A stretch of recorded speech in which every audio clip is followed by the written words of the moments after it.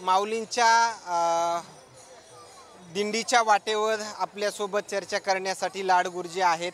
काय गुरुजी, या वर्षीची काय वेगळी वारी दिसते?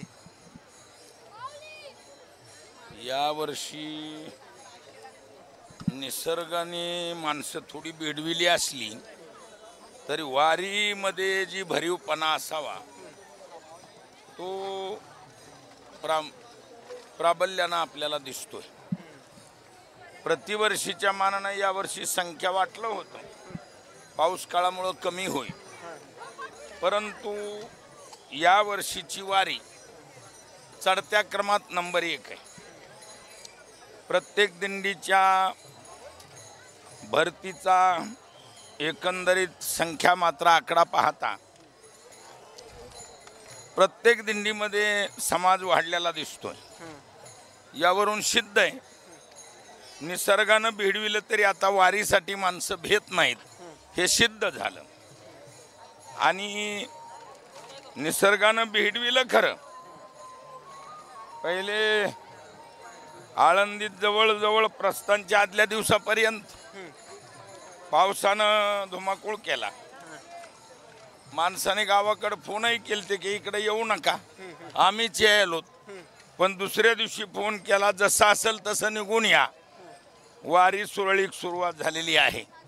म्हणजे ही महाराज, खरं तर मागच्या वर्षीची 2024ची वारी आणि 25ची वारी काय वेगळं चित्र वारकऱ्यांना, संख्या वाढली वारकऱ्यांच्या वारीमध्ये? मागच्या वर्षी समाज वाढलेलाच होता, वाटलं होतं यावर्षी कमी होईल, परंतु 24च्या मानानं ही 25ची वारी तेवढीच भरीव आहे। जेवढी याच्यामध्ये तरुण वारकरी जे आहेत ते 24 पेक्षा 25 मध्ये जास्त दिसत आहेत। तरुण मंडळाचं असं आहे, प्रतिवर्षी तरुणाईमध्ये देखील फार मोठा बदल होत चाललाय। पूर्वीचा तरुण, मधल्या काळातला तरुण आणि आता आधुनिक काळातला तरुण, फार पूर्वीचा तरुण हा सन्मार्गाला स्वाभाविक असायचा। आताचा तरुण पूर्वीच्या प्राचीन काळाप्रमाणे थोडा कल खातोय। म्हणजे तरुणाईची संख्या देखील मोठ्या प्रमाणामध्ये आहे।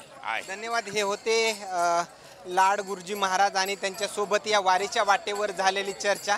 मात्र आणखीन काही वेगळे अपडेट्स या वारीच्या वाटेवरून मिळतील का, हे पाहणं तेवढंच महत्त्वाचं ठरणार आहे। कॅमेरामॅन सोबत सूर्य दुमडिया, पुणे, हडपसर।